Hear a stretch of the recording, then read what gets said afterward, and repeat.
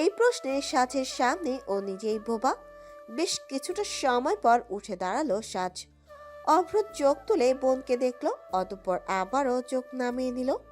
সাজ এসে ভাইকে ধরে দাঁড় করালো। এতক্ষণ চুপচাপ বসে থাকলেও সুজি যেন এবার মজা পায়। লাফিয়ে জানালার ওখান থেকে নেমে পড়ার টেবিলে এসে চড়ে বসলো ও। এখান থেকে সাজ অভ্র দুজনকেই কাছাকাছি মুখোমুখি দেখা যাবে। সাজ অভ্রকে চড় থাপ্পড় দিলে সেটা 4K রেজুলেশনে দেখার তৃপ্তিও পাওয়া যাবে। কিন্তু সুজির মনোবাসনা পূরণ হলো না। অভ্রর গালে কোনো চড় পড়ল না। সাজ বিস্ময় বজায় রেখেই ভাইকে বোঝালো, কবে থেকে চলছে এসব? এসএসসির পরীক্ষার হলে পরিচয়, একসাথে সিট পড়েছিল। এরপর কথাবার্তা বাড়ে, দুজনেই একই কলেজে ফার্স্ট চয়েস দেই। ওর অবশ্যই রেজাল্ট ভালো, চাইলেই শহরের বেস্ট কলেজটায় ভর্তি হতে পারতো, কিন্তু আমার জন্যই।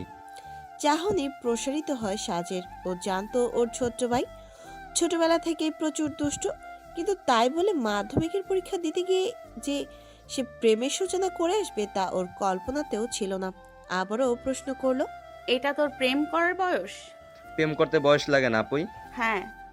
ভঙ্গিতে কপালে ভাঁজ পড়ে যায় সাজের। আপন মনে দিনকালের হিসেব করতে লাগলো। এই তো সেদিন মায়ের কোলে তোয়ালে পেঁচানো একটা বাচ্চা ছেলেকে দেখেছিল। হল্লোর করতে করতে তালুকদার নিবাসের সবাইকে নিজের রাখা নাম বুঝিয়েছিল। বাচ্চাটাকে ওর দেওয়া নামেই ডাকা হয় অভ্র। আধাত অভ্রকে বড় হতে হতে সাজ এই এত বড় হতে দেখলো। সেই অভ্রই আজ নাকি ওর সামনে বসে ওকে প্রেমের ইশতিহার দিচ্ছে। প্রেম করতে বয়স লাগে না। অভ্র আর চোখ তুলে তাকাচ্ছে না। সাজ দ্রুত পলক ফেলে নিজেকে সামলালো। পুনরায় ভাইয়ের দৃষ্টি আকর্ষণ করলো, বোঝালো, তুই জানিস তোর এই প্রেমের ফিলোসফি ভাইয়া বাবা বা চাচু জানলে কি হবে? ঝকিল অভ্র। এই ঘটনা 3 তালুকদার জানলে কি হবে সেটা ওর চেয়ে ভালো আর কে জানে। কোনো মতেই বলল, এজন্যই তো তোকে বললাম, তুই সামলে নিবি। তুই না আমার ভালো আপুই। সাজ অসহায়ের চোখে ভাইকে দেখলো। এত বছর তো ও সামলেই নিয়েছে, তবু আজ বলার কিছুই পেল না, বা হয়তো বলল না। সামলে নেয়ার মতো কাজ করে সামলে নিতে বলতি। ছোট্ট একটা দম ফেলে হতাশা দূর করার চেষ্টা করলো সাজ, বোঝালো, আর ওদিকে দিবার পরিবার? ওর ফ্যামিলির অনেক স্বাধীন চেতা মনোভাবের। এসিপি বাপকে দিবা সবসময় বাপি বাপি করে তুলে রাখে। ওনাকে নিয়ে সমস্যা নেই, সমস্যা যা ছিল তা ছিল সায়াহু ভাইয়াকে নিয়ে। কিন্তু শায়ানের সাথে সমস্যার শব্দটাই সাজ আশা করেছিল। অভ্রর কথা শুনে শেষ করার আগেই ওর মনে পড়ে যায় অভ্র শায়ানের সাথেই দেখা করে আসছে। অস্থিরভাবে ভাইয়ের থুতনি ধরল সাজ। অভ্রর মুখ চেহারা ডানে বামে ঘুরিয়ে পর্যবেক্ষণ করে হাত ধরে এপিটোপিট দেখতে লাগলো। অভ্র বুঝলো সাজ দেখতে চাইছে শায়ানকে কোথাও মেরেছে কিনা। বোনকে স্থির করতে তাই নরম আওয়াজেই বলল, মারেনি, মেনেছে। সাজ চমকে উঠে থেমে যায়। ওর মনে হলো অভ্র ভুল বলেছে। শ্যান হামিদের সম্পর্কে ওর বলার কথা মানেনি, মেরেছে। কিন্তু ও বলছে উল্টোটা। সাজ ভাইয়ের চেহারাটা মনোযোগ দিয়ে দেখল। অভ্রর প্রতিক্রিয়া উল্টো বলার মতো ছিল না। এবার সাজের মনে হলো ও তাহলে ভুল শুনেছে। জীবনে প্রথমবারের মতো ভয় হলো ওর। তবে কি বলার সাথে সাথে ওর শোনাতেও সমস্যা হচ্ছে। অভ্র জোর করে একটুখানি হাসি ফোটালো চেহারায়, বলল, অবাক হয়েছিস না আপুই? আমিও হয়েছিলাম। ভাইয়াকে যেটুকু চিনেছিলাম আমি তো ভেবেই নিয়েছিলাম দেখা করতে গেলে কেলাবে ধরে, কিন্তু মারে টারেনি, বুঝলি, উল্টো বুঝিয়েছে। ভাইয়ের কথা সাজের এখনো বিশ্বাস হলো না। বলার ক্ষমতা না থাকায় বোঝার ক্ষমতাটাও ওর বেশ সূক্ষ্ম, যার ফলে কোনো কথার কতটুকু গভীরতা সেটা ধরে ফেলেও। ইশারায় শুধালো, বুঝিয়েছে? কি বুঝিয়েছে? ওই আমাদের বয়স কম। ব্যাস, আর কিছু বলেনি? মুখের হাসি বুকে ব্যথা প্রচলিত। লাইনটা মনে পড়ে গেল অভ্রর। ও জানে সাজের বিশ্বাস করার মতো কথা ও বলেনি। অল্প বয়সী বোন কারোর সাথে প্রেম করছে এটা জানার পর কোনো ভাই তো ওই প্রেমিকের সাথে মধু মেশানো বাক্যে ব্যবহার করবে না। সায়ানও করেনি। অথচ আজকের মাগরিবের নামাজ শেষে মোনাজাতের বিপরীতটাই চেয়েছিল অভ্র। মসজিদ থেকে বেরিয়ে ও যখন গুটি পায়ে মোড়ের চায়ের দোকানে গিয়েছিল, শায়ান তখন উল্টো পাশ হয়ে ফোনে কথা বলতে ব্যস্ত। বাম হাতে তার ফোন কানে ধরা, ডান হাতে জ্বলন্ত সিগারেট। ঢোকেল অভ্র এগিয়ে গিয়ে বলল, ভাইয়া। শায়ান পেছনে ফিরল অভ্রকে দেখে। পরে কথা বলছি বলে ফোন কাটলো। হাতের অর্ধেক জ্বালা সিগারেটটায় আরো দুটো টান দিয়ে সেটা ধোয়া কাঁধের পাশে উড়িয়ে দিল। তারপর সিগারেটটা নিচে ফেলে সেটা পায়ে পিষে ডান হাতে প্যান্টের পকেটে গুজে দাঁড়ালো। সামনের জন্য নড়াচড়া দেখে অভ্রের শরীরের কাঁপন ধরে যায়। শায়ান ঘাড় কিঞ্চিত বাঁকিয়ে বেশ স্বাভাবিক ভঙ্গিতেই ওকে জিজ্ঞাসা করলো। বয়স কত তোমার? মাথা খালি হয়ে গিয়েছিল অভ্রর শায়ানের সামনে দাঁড়িয়ে। ও নিজের জন্ম তারিখ মনে করতে পারল না কোনো মতেই, যার ফলে বয়সও হিসাব করে উঠতে পারল না। শায়ান দিবার ভাই, ব্যাস ওটুকুই মাথায় ছিল অভ্রর। তাই মস্তিষ্কে 360 ডিগ্রি কোণে ঘুরিয়ে নিজের বয়স হিসাব করতে লাগলো ও। এদেশে ছেলেদের বিয়ের বয়স 21, যেটা ওর হবে ভার্সিটিতে যাওয়ার পর। আপাতত ও পরে ইন্টারে, তাহলে এখন ওর বয়স 19 বছর। অভ্র ঠাস করে জবাব দিয়ে বসলো, জি 19 বছর ভাইয়া, 19 বছর। কানের নিচে একটা পড়লে জন্মের সাল, মাস, তারিখ, বার, সময় সব মনে পড়ে যাবে। দেব? তৎক্ষণাৎ বাঁ হাতে নিজের বাম গাল চেপে ধরল অভ্র। জন্ম তারিখটা ঠিক সেই সময় ওর মস্তিষ্ক অতিক্রম করে, 8 সালের 5ই মার্চ। দ্রুততার সাথে ডান হাত তুলে আঙুলের দাগ গুনতে গুনতে বয়স হিসাব করতে লাগলো অভ্র। 1 2 17, 17, ওর বয়স 17। কেবিসির 1 কোটির প্রশ্নটার জবাব খুঁজে পাওয়ার মতো খুশি হয়ে গাল থেকে হাত নামে সামনে তাকালো অভ্র। কিন্তু শায়ানের চোখে চোখ পড়তেই খুশি গায়েব হয়ে যায় ওর। শায়ান বেশ আগ্রহের সাথেই বলল, তোর 17 বছরের ট্যাবলেট। তুমি ঠিক কোন উদ্দেশ্যে আমার বোনকে প্রপোজ করেছিলে বলো তো, শুনি একটু। অভ্রর চারপাশে ধাঁধিয়ে যায়। ওর মনে হলো ওর আত্মা ওর 2 কান দিয়ে বের হয়ে গেছে। নিজেকে রক্তশূন্য অনুভব করতে পারছিল অভ্র। শায়ানের সামনে বোবা হয়ে গিয়ে দিবার জন্য মনে মনে দুটো লাইন প্রেস করলো ও। এ কার সামনে দাঁড় করালে বইন? এই তোর ভাই সব মেনে নিয়েছে। শায়ান এক পলক হাতের ঘড়িটা দেখে পুনরায় অভ্রর দিকে তাকালো, বলল, আচ্ছা, নার্ভাস হওয়ার প্রয়োজন নেই। নার্ভাস হলে মানুষকে আরও বেশি কালো দেখায়। অভ্র আর কিছু অবুঝের মতো শায়ানের দিকে চেয়ে থেকে নিজের দিকে তাকালো। ওদের 3 ভাই বোনের মধ্যে সাজ তুলনামূলক উজ্জ্বল গায়ের গড়নের। তারপর মাসফিক মধ্যম হওয়া সত্ত্বেও ওকে কেউ কোনোদিন কালো বলেনি, এমনকি ধবধবে ফর্সা দিবাও না। তাহলে নিচের দিকে তাকিয়ে নিজের হাত আর শায়ানের হাত পর্যবেক্ষণ করলো অভ্র। দোকানের সাদা এনার্জি বাল্বের আলোতে যেটুকু বুঝল, শায়ান আর ওর গায়ের রং একই, তবুও কালো বলতে ঠিক কি বুঝালো এই মানুষটা। অভ্র আবারও শায়ানকে বলতে শুরু করলো, এভাবে ঝুঁকে দাঁড়ালে মেরুদণ্ড ক্ষয়ে হাইট আরও কমে যাবে। এইটাও খোঁজা ছিল। 5 ফুট 6 অভ্রের এবার মাটিতে লুটিয়ে পড়তে মন চাচ্ছিল। ইচ্ছে করছিল শায়ান হামিদের পা জড়িয়ে হাউমাউ করে কান্না করার, নাকের পানি চোখের পানি এক করে বলার, ছেড়ে দিন ভাইয়া, এই মুহূর্ত থেকে আপনার বোনকে আমি চিনি না। অভ্র বুঝে গেল শায়ান হামিদ ওদের প্রেম কোনো মানে টানে নেই। এই প্রেমের আর কোনো ভবিষ্যৎ নেই। দিবা ওর দিবার স্বপ্ন নিয়ে হয়ে রয়ে যাবে। অতএব শায়ানের সাথে এখানেই কথা শেষ করা জায়েজ হবে। কিছু বলতে যাবে তার আগে শায়ান বলল, আচ্ছা, এই যে তোমার কলিজাটা যে বুক পেরিয়ে সারা দেহের কোনায় কোনায় পৌঁছে গেছে, এটা তোমার ফ্যামিলির কেউ জানে? অভ্রর দম আটকে আসছিল। মনে হচ্ছিল শায়ান কথা দিয়েই ওর গলা চেপে ধরেছে। আস্তে ধীরে মাথার ডানে বামে দুলালো অভ্র। শায়ান এবার মৃদু হেসে অভ্রর কাঁধে হাত রাখলো, ওকে সাথে করে হাঁটা লাগিয়ে বলতে লাগলো, গুড। এবার আমার কথা মনোযোগ দিয়ে শোনো অভ্র। আমি যতদূর ধারণা করছি, বাসায় গেলে তোমার বোন তোমাকে জিজ্ঞেস করবে তুমি আমার সাথে দেখা করেছো কি না। তুমি সুন্দর মতো তাকে জবাব দেবে হ্যাঁ করেছো। এরপর সে তোমাকে জিজ্ঞেস করবে কেন। তুমি এবারেও তাকে সত্যিটাই বলবে। বলবে আমার সাথে দেখা করার কারণ তুমি দিবাকে পছন্দ করো। বুঝেছো? কিন্তু আপুইকে কেন? আমি বলেছি তাই। শেষ প্রশ্ন শেষ করার আগেই জবাব পেয়েছিল অভ্র, সাথে পেয়েছিল ওর দিকে তাকিয়ে ওর কাঁধ ধরে হাঁটতে থাকা শায়াদ হামিদের বড়সড় একটা মাসুম হাসি, যেটা এক বিন্দুও ওর মাসুমতাকে প্রকাশ করছিল না। অভ্র জিহ্বায় তালা ঝুলালো, আর একটা কথাও বলবে না ও এখানে।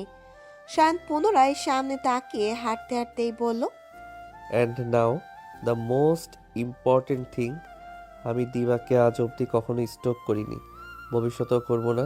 কিন্তু এখন যখন জেনে গেছি দিবা তোমাকে পছন্দ করে, তুমি আমার স্টকে থাকছো, and it's your responsibility to make sure that আমি তোমার ভালো দিকগুলোই দেখছি।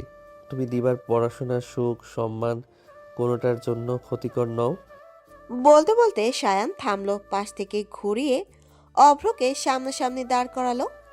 এক কাঁধে তো ইতোমধ্যে হাত ছিল ওর, এবার অভ্রর আর এক কাঁধও হাত রেখে কাঁধ ঝুঁকিয়ে ওর সাথে উচ্চতা বরাবর করলো শায়ান। কিছুটা জোরে চেপে ধরে ওর হাত কাঁধ দেখতে দেখতে হাসি মুখে বলল, কেননা তুমি যদি দিবার জন্য ক্ষতিকর হওয়াটা তোমার জন্য ক্ষতিকারক এমন হলে তোমার এই সর্বাঙ্গে ছড়িয়ে যাওয়া কলিজাটা আমার হাতে, আর তোমার শরীরের সব কটা হাড় তোমার কোলে থাকবে। Abhra Talukdar, I myself will make sure of that. Talukdar নিবাসে পঙ্গু হয়ে বসে বসে দ্য সায়ান্ন শোনা ছাড়া তোমার জন্য আর কিছু অবশিষ্ট রাখবো না আমি। তুমি বুঝেছো অভ্র আমি ঠিক কি মিন করেছি? জমাট বেঁধে থাকা অভ্রর শরীরে এবার যেন বাড়তি গতিতে রক্ত সঞ্চালন শুরু হয়। ওর প্রাথমিক ধারণা ভুল ছিল না। শায়ান হামিদের নজর সত্যি ওর শরীরের হাড়গোড়ের দিকে, সাথে যোগ হয়েছে ওর কলেজাটাও। আর ঠিক সেই মানুষটারই হাতের তলায় থেকে জবাব হিসেবে ও না সূচক কিছু কল্পনা করবে কি করে? মাথা দুলিয়ে হ্যাঁ বোঝানোটাই একমাত্র অপশন ছিল অভ্রর, আর ও সেটাই করেছিল। অভ্র তালুকদারের হ্যাঁ সূচক জবাবে খুশি হয়েছিল শায়ান হামিদ। অভ্রর কাজ ছেড়ে দিল ও। দু হাতের থাবা থেকে ছাড়া পেতেই অভ্র আশেপাশে তাকালো। ততক্ষণে ওরা সেই মোড়টাই, যেখান থেকে দুজনের বাসার পথ দুদিকে যায়। বাই বলে নিজের বাসার দিকে চলে যায় শায়ান, আর অভ্র রওনা হয় তালুকদার নিবাসের দিকে। শায়ান হামিদের সাথে এই দুঃস্বপ্নের মতো সাক্ষাৎটাকেও ভুলতে মাথা ঝাড়া মারল অভ্র। বাইরে যাই কিছু ঘটে যাক না কেন, আপাতত বোনের কাছে শায়ানের বলা কথাগুলোকে মাত্রাধিক সহজভাবে প্রকাশ করতে হবে ওকে। বলল, ওই তো বয়স কমের কথাই বলেছে। এখন তুই কি করবি? কিছু করলে সায়াহু হামিদ আমার হাড়গোড় ভেঙে দেবে, কিছু না করলে সে আমার ফুরিয়ে আসা কলিজাটা বের করে ফেলবে। এবার তুই বল আপুই, আমি এখন কি করব? অভ্র মনের কথাটা মুখে আনলো না। সাজ আবারও ওকে নিজের প্রশ্ন স্মরণ করালে ক্লান্ত স্বরেই বলল, পড়াশোনা। ভাইকে আরো কিছু বলতে যাচ্ছিল সাজ, ঠিক তখনই একটা বিকট আওয়াজ কানে আসে ওর। চমকে ওঠে একবার দরজার, আরেকবার ওকে একে অপরের দিকে তাকালো দুই ভাই বোন। অভ্র নিজের করণীয় বুঝে ওঠার আগেই সাজ হরিণীর মতো ছুট লাগালো। দরজার বাইরে ওর উঠতে থাকা ওড়নাটা চোখের আড়াল হলে অভ্র হুঁশ ফেরে। বৌমা বলে চেঁচিয়ে ওঠে, ছুট লাগালো ও। বরাবরের মতো আজও দিবা নক না করেই ভাইয়ের ঘরে ঢুকলো। সায়ান তখন বিছানায় বসা, পা টান করে বালিশে হেলান দিয়ে বসে বসে ল্যাপটপ ঘাঁটছিল সে। মূলত শোয়ের জন্য থিম তৈরি করছিল। হাতের নাগালে বেডসাইড টেবিল থাকা সত্ত্বেও ধোয়া ওঠা কফির মগটাও বিছানাতেই রেখেছে। ভাইয়ের এই কাজ পরিচিত দিবার, মনে মনে প্রতিবার ও চাই উপচে পড়া কফির মগের সবটুকু কফি পড়ে গিয়ে শায়ানের বিছানা ভাসিয়ে দিক। কিন্তু কি করে যেন কোনো বাড়ি তা ঘটে না। ওর ঘরে প্রবেশ করা নিয়ে ভাইয়ের কোনো হেলদোল নেই দেখে এগিয়ে আসলো দিবা, বলল, অভ্রর সাথে কথা হয়েছে তোর? শায়ান দৃষ্টি তুলল। গলায় বোঝা ঝোলানো স্কার্ফের কোনা ধরে দিবা ওর দিকে চেয়ে আছে। একটা শয়তানি হাসি দিয়ে দিল শায়ান। পুনরায় কিবোর্ডে হাত চালিয়ে বলল, এমন একটা ভাব করছিস যেন তুই কিছুই জানিস না। দিবা থতমত খেয়ে যায়। কথা তো হয়েছে ওর সাথে অভ্রের, কিন্তু ভাইয়ের সাথেও কথা হওয়া জরুরি। কেননা দুজনের মাঝে কি কথা হয়েছে অভ্র তা বলেনি। হাতের ওড়না ছেড়ে দিল দিবা। একটু এদিক ওদিক তাকিয়ে গলা ঝেড়েই বলল, তো তো কি কথা হলো তোদের? অভ্র বলেনি তোকে? না।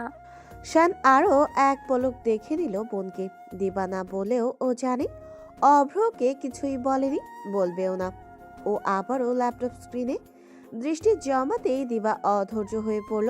আরও দুপা এগিয়ে ভাইকে বলল, বল না, কি কথা হলো তোদের? কি বলেছিস তুই অভ্রকে? যাই বলে থাকি, নান অফ ইয়োর বিজনেস। তাহলে কার বিজনেস? বাবা না জানা অবধি আমার বিজনেস। দিবার বলার কিছু ছিল না। শান হামিদ একবার যখন না বলেছে তাহলে দুনিয়া উল্টে গেলেও সেটা আর ওর মুখ দিয়ে বার করানো যাবে না। দিবা গাল ফুলে রুম থেকে বেরিয়ে আসছিল, কিন্তু দরজার কাছে গিয়ে কিছু একটা ভেবে দাঁড়িয়ে গেল ও। পেছন ফিরে সূক্ষ্ম চাহনি সমেত ভাইকে প্রশ্ন করলো, বাই দ্য ওয়ে, তোর বিজনেসে সাজাবো কেন? চোখ তুললো সায়ন। দুদণ্ড নীরবে চেয়ে রইল বোনের দিকে। ও জানে আর কিছু না বলেও সাজকে বলার বিষয় এটা অভ্র দিবাকে কেন বলেছে, কারণ দিবার এই প্রশ্নটা অভ্রের নিজেরও। শায়ানকে চুপ দেখে ভ্রু কুচকায় দিবা। ভাইকেও চেনেও। সোজা সাপটা জবাব দিতে সেকেন্ডও লাগে না তার।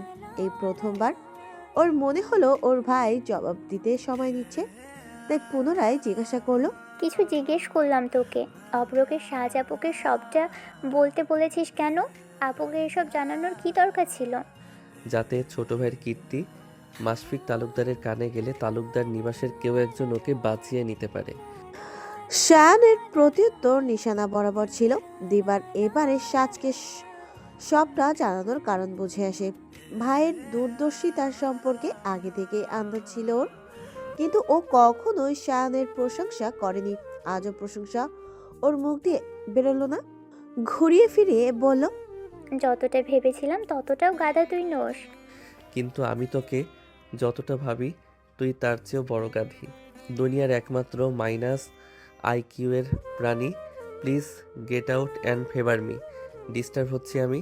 মুখ ভেঙচিয়ে চলে গেল দিবা নিরাগ্রহে। বোনের চলে যাওয়া দেখলো শায়ান।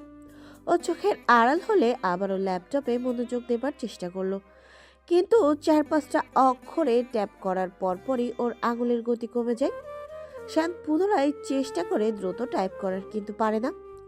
ধপ করে ও এবার ল্যাপটপটাই বন্ধ করে ফেলল। বুঝে গেল ওর মনোযোগ শেষ, ওর দ্বারা এই মুহূর্তে আর কাজ করা হবে না। হুবহু দিবার বলা কথাটাই ফলছে এখানে। সত্যিই শায়ানের বিজনেসে শ্বাস চলে এসেছে।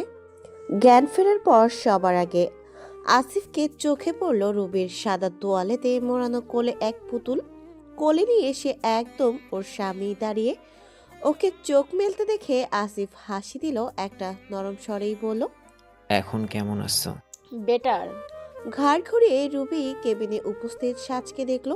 কিছুটা দূরে দাঁড়ানো সাজের পরনে হালকা বেগুনি রঙের লম্বা কামিজ, সাদা স্কার্ট, সাদা ওড়না, উকিঝুঁকি দিয়ে বাচ্চাকে দেখছে সে।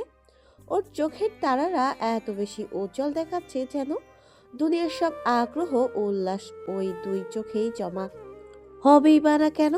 গত 8.5 মাসে এই সুখের জন্যই তো কত জল্পনা কল্পনা করেছে ও। সাজ ইশারায় রুবিকে বোঝালো। ভয় পেও না বৌমা, সব ঠিক আছে। রুবি বুঝলো না সাজের ইশারা, তবে ও ভয় পেয়েছিল, প্রাণ ভয়, এবং সেটা নিজের না, ওর ভেতরে পরিপক্ক হওয়া ছোট্ট প্রাণটার ভয়। গত রাতে ওয়াশরুমের সামনে পাপসে পিছলে পড়ে গিয়েছিল ও তীব্র ব্যথা নিয়ে। সেই সময় রবি ব্যাস এটাই মনে হচ্ছিল ও মারা গেলে যাক, কিন্তু ওর বাচ্চাটা যেন কিছু না হয়। উপরওয়ালা বরাবরের মতো এবারেও ওর দোয়া শুনেছে, অশেষ রহমত ঠেলে দিয়ে বাঁচিয়ে নিয়েছে দুজনকেই। সাজ বাচ্চার দিকে এগোচ্ছিল, তখনই রবি কোনো রকমের আলস্যতা ছাড়াই বলে উঠল, শ্বাস সুজিকে ধরে আসছো না তুমি? সাজ কিছুটা অপ্রস্তুত হয়ে চাচির দিকে তাকালো। আসিফ মেয়েকে কোলে দোলাতে দোলাতে আগে এক পলক সাজকে দেখলো, তারপর স্ত্রীকে বলল, তোমাকে হসপিটালাইজড করার পর সাজ এখান থেকে এক চুলো নড়েনি। ও সুজিকে পাবে কোথায়? স্বামীর কাছ থেকে সাজের পক্ষে কথা আশা করেছিল রুবি, তাই কিছু বলল না ও। সাজ এসব কানেই তুলল না। ওর চোখ ছিল বাচ্চাটার দিকে। তাকে নড়চড় করতে দেখে ইশারায় চাচাকে শান্ত হতে বলল ও। সকালবেলা ওই বাবা মাকে ছেলে ছুড়ে বাসায় পাঠিয়েছে।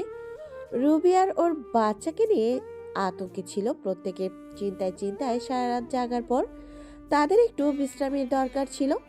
মাসফিকও গেছে তাদের সাথেই। ফ্রেশ হয়ে একেবারে অফিসের জন্য বেরোবেও। আপাতত হাসপাতালে শুধু ও আর আসিফি ছিল। রুবি ক্লান্ত, তবে স্বস্তি ভরা চোখে ও কেবল স্বামী সন্তানকেই দেখছিল। এক পর্যায়ে বলল, নাম কি রেখেছো আসিফ? নাম? আমি তো নাম রাখিনি কোনো। কিরে সাজ, বোনের নাম কি রেখেছিস?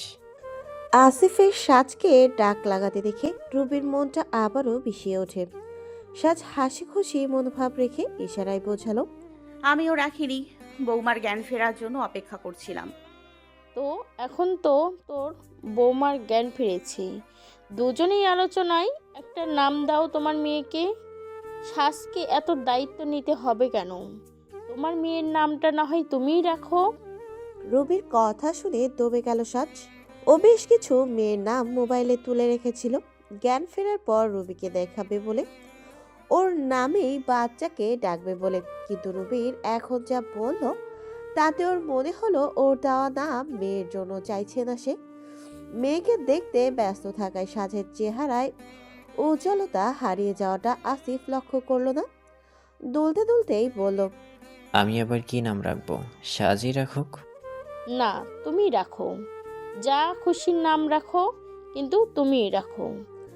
আসিফ এবারে কিছুটা চমকে চোখ তুলে তাকালো রুবির গলায়। এবার বাড়তি জোর ছিল। ভ্রুকুচকে আসে আসিফের।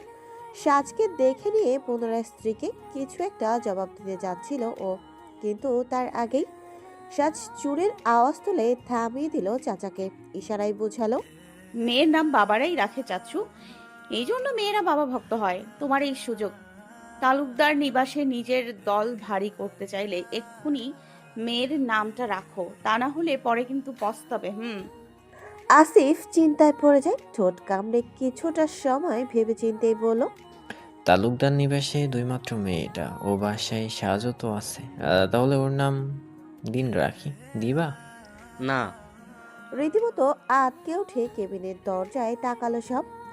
ব্যাগ কাঁধে করে সেখানে অভ্র দাঁড়ানো। ঘর কাঁপিয়ে এই নাটা ওই বলেছে, অবশ্য বলবেই বা না কেন?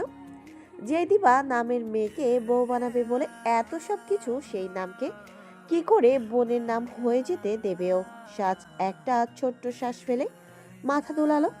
আর কেউ না বুঝলেও ও তো জানে চাচাতো বোনের নাম দিবা হলে অভ্রের ঠিক কোথায় সমস্যা। রুবি কিছুটা অবাক হয়ে বলল, কি ব্যাপার অভ্র, কি সমস্যা? ওর নাম দিবা রাখা যাবে না বৌমা। আসিফ ভ্রুকুটি করে চেয়েছিল ভাতিজার দিকে। অভ্রের গলার জোরটা বেশি দেখে অবাক হয়েছিল সেও। বলল, কেন? দিবা তো সুন্দর নামে। না, ও নাম মানাবে না ওকে। অন্য নাম রাখো তো চাচ্চু। কিন্তু এই নামে কি সমস্যা? অভ্র দূরে দাঁড়িয়ে অসহায়ের মতো করে চাচির দিকে চেয়ে রইল। আর রবির হয়তো ওর অসহায়ত্ব সহ্য হলো না, নিজেকে সামলে ও বলল, আচ্ছা বেশ বেশ, তুমি নাম সাজেস্ট করো বেবির, তোমার চাচু চুজ করে নেবে, ওকে? মাথা দোলালো অভ্র। তারপর বোনের দিকে তাকালো আর চোখে। ওর ভঙ্গি দেখে ঠোঁট টিপে হাসি আটকালো সাজ। চুপিসারে হাতের ফোনটা পেছনে ভাইয়ের দিকে বাড়িয়ে দিল। অভ্র দেখলো সেখানে বেশ কয়েকটা নাম। রুবির থেকে লুকিয়ে সেই নামগুলো আসিফকে পড়ে শোনালো ও।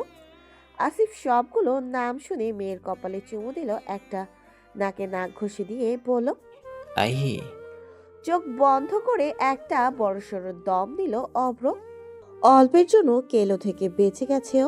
দিবারা এই এলাকায় আসার পর থেকে উল্লেখ করে বলতে গেলে শান হামিদের এই এলাকায় পা পড়ার পর থেকে একের পর এক কেলো ঘটেছে ওর জীবনে। যতবারই ওর মনে হচ্ছে আর নেওয়া যাচ্ছে না, ঠিক তার পরপরই নতুন নাটক হাজির হচ্ছে ওদের জীবনে। অভ্রের ভাবনার মাঝে মিসেস মোশাররফ আর মাশফিক কেবিনে ঢোকে। রুবি দেখেই বুঝলো মিসেস মোশাররফের হাতে খাবারের ব্যাগ। তিনি এসে আলতো হাতে রুবির মাথায় হাত বোলালেন। বোঝাতে লাগলেন সব ঠিক আছে। মাশফিক এগিয়ে আগে বাচ্চাকে দেখে নিল, তারপর রুবির খোঁজ নিল। সাজ গিয়ে ইশারায় অভ্রকে শুধালো। সুজিকে এখানে কেন এনেছিস? আমরা সব এখানে, বাবা অফিসে, তালুকদার নিবাস খালি একদম। তোর এটাকে ওখানে একা রেখে আসলে কেয়ামত ঘটিয়ে ফেলতো না? ভাইয়ের যুক্তি শুনে মাথা দোলালো সাজ। মিসেস মোশাররফ ওকে উদ্দেশ্য করেই বলো। সাজ, অনেক থেকেছিস বৌমার কাছে, এবার বাসায় যা তুই, ফ্রেশ হয়ে রেস্ট নে গিয়ে, আমি আছি এখানে। হ্যাঁ, আমি গাড়িতে তুলে দিচ্ছি, অব্রর সাথে বাসায় ফের তুই। না সুযোগ ইশারার জন্য প্রস্তুত ছিল সাজ, কিন্তু তার আগেই মাশফিক থামিয়ে দিয়েছিল ওকে। কথা বাড়ানোর সুযোগ পেল না সাজ। বাচ্চাকে আরেক দফা আদর করে হাসপাতাল থেকে দুই ভাইয়ের সাথে বেরিয়ে আসলো। বাইরে এসে অভ্রর ব্যাগ থেকে বের করে সাজ সুজিকে কোলে দিল। মাশফিক রিক্সা খোঁজা বাদ দিয়ে বোনকে জিজ্ঞাসা করলো। কফি খাবি? ফ্রেশ লাগবে। সাজ তাকিয়ে দেখলো রাস্তার উল্টো পাশে একটা কফি শপ। একসাথে বাইরে বেরোলে বোনকে এটা ওটা খাওয়ার জন্য বলে মাশফিক। এটা সাজের জন্য নতুন না, সেই ছোট্টবেলার স্বভাব আজও ধরে রেখেছে ওর ভাই। যদিও এখন কফির পরিবর্তে বাসায় যাওয়াটা সাজের বেশি অনুকূলে বলে মনে হলো, তবুও অভ্রর মুখের দিকে তাকিয়ে আর না করা হলো না ওর। মাথা দুলিয়ে হ্যাঁ বোঝালো সাজ। মাশফিক বোনের হাত ধরে রাস্তা পার করলো ওকে। পেছন পেছন আসলো অভ্র। মাশফিক ভেবেছিল ভাই বোনের সাথে কফি খেয়ে অফিসের উদ্দেশ্যে রওনা হবে, কিন্তু কফি শপের সামনে আসতেই ফোন বাজে ওর। বস দ্রুত যাওয়ার জন্য তাড়া দিচ্ছে। একসাথে বসে খাওয়ার উপায় ছিল না মাশফিকের। ওয়ালেট থেকে হাজারের দুটো নোট বের করে অভ্রকে দিল ও বলল কফি খেয়ে সাবধানে তালুকদার নিবাসে ফিরে যেতে। অভ্র খুশি হয়ে যায়, কেননা এই টাকা থেকে যা বাঁচবে তা সব ওর। অভ্রর খুশির কারণ টের পেয়েছিল সাজ, তাই ও বড় ভাইকেও থামালো না, ছোট ভাইকেও বারণ করলো না। মাশফিক বিদায় দিল, সুজিকে কোলে করে কফি শপে ঢুকে পড়লো ও। অভ্র বাইরের ডিপ ফ্রিজে আইসক্রিম দেখছিল। দেখে শুনে এক কোণের একটা খালি টেবিলে গিয়ে বসলো সাজ। সুজির গায়ে হাত বোলাতে বোলাতে আশপাশ দেখতে লাগলো। ওয়েটার এসে বিনীতভাবে ওকে অর্ডারের কথা জিজ্ঞাসা করলো। সাজ ইশারায় বাইরে অভ্রকে দেখালে চলে যায় সে, কিন্তু তারপরের সেকেন্ডেই ওর সামনের চেয়ারে এসে বসে অনাকাঙ্ক্ষিত কেউ। তাকে চিনতে সাজের সময় লাগলো না। ক্লিনশিপ চেহারা আর মোটাসোটা মোচ বিশিষ্ট এই মানুষটার সাথেই তো কিছুদিন আগে আংটি বদলের কথা ছিল ওর। বিব্রত হয়ে দৃষ্টি সরালো সাজ। কামরুল নামের লোকটা বড়সড় একটা হাসি দিয়েই বলল, আরে সাজ, তুমি এখানে? সাজ অস্বস্তিতে ছিল, যার ফলে প্রত্যুত্তর করতে পারল না। তবে কামরুলও ওর অস্বস্তি বোঝার চেষ্টাও করলো না, বলল, তুমি কি এখনো আমার উপর রাগ করে আসো? সেদিনের ঘটনা নিয়ে আমি কিন্তু সত্যি প্রচুর গিল্টি ফিল করেছি সাজ। এই কদিনে প্রচুর ভেবেছি আমি তোমার কথা, তবে ভাবিনি তোমার সাথে এভাবে দেখা হয়ে যাবে। আমি বলেছি তো আপনার প্রতি আমার কোনো অভিযোগ নেই, আর আপনার সাথে আমার কথা বলার ইচ্ছাও নেই। আমাকে একা ছাড়ুন প্লিজ। থামতে না বললে কথা বাড়বে, তাই মোবাইলে জবাব টাইপ করে সেটা কামরুলের সামনে তুলে ধরলো সাজ। কিন্তু তা যেন কামরুলের গায়ে লাগলো না। সে আবারও বলল, কিন্তু আমি তো চাই তোমার সাথে কথা বললে সারাক্ষণ। সাজ বাইরে অভ্রর দিকে তাকালো। ও এখন আইসক্রিম নেওয়া বাদ দিয়ে ফোনে কথা বলতে শুরু করেছে। মিষ্টি মিষ্টি হাসতে হাসতে কথা বলছে কারোর সাথে। সাজের মনে হলো ওর উচিত বেরিয়ে যাও। এখানে বসে থাকলে কামরুল ওকে বলতেই থাকবে, আর ওর সেসব শোনার ইচ্ছে নেই। যে প্রয়োজনের সময় ওর জন্য বলেনি, আজ ওরও তার কোনো কথা শোনার প্রয়োজন নেই। সুজিকে কোলে করে উঠে দাঁড়ালো সাজ, সাথে সাথে কামরুলও উঠে দাঁড়ালো। সাজের এক প্রকার পথ আগলে দাঁড়িয়েছে ও। সাজ বড় বড় চোখে চাইলো কামরুলের দিকে। কামরুল বলল, প্লিজ যেও না, কথা শেষ করতে দাও আমাকে। আরে আরে জঙ্গলি বিল্লি, মিয়াও মিয়াও। সাজ চমকে সামনে তাকায়। ওকে উদ্দেশ্য করে কামরুলের পেছনের টেবিলে বসা ছেলে তিনটা হো হো করে হাসছে। সাজের গা খিনখিনিয়ে উঠল। চার তালুকদারের সাথে চলাফেরা করতে গিয়ে এমন পরিস্থিতি থেকে আজ অব্দি পড়তে হয়নি ওকে। কিন্তু আজ সাজ গুটিয়ে গেল। কফি শপের সেট আপটাও এমন যে বা হাত কিঞ্চিত বাড়িয়ে পথ আগলে রাখা কামরুলকে পাশ কাটানো সম্ভব না। আবার ওকে পাশ কাটানো মানে সামনের ছেলেগুলোর মুখোমুখি হওয়া। এবার অসহায়ত্ব নিয়ে কামরুলের দিকে তাকালো সাজ, আর সে আশেপাশের কথা পুরোদমে উপেক্ষা করে ধীরে সুস্থেই বলল,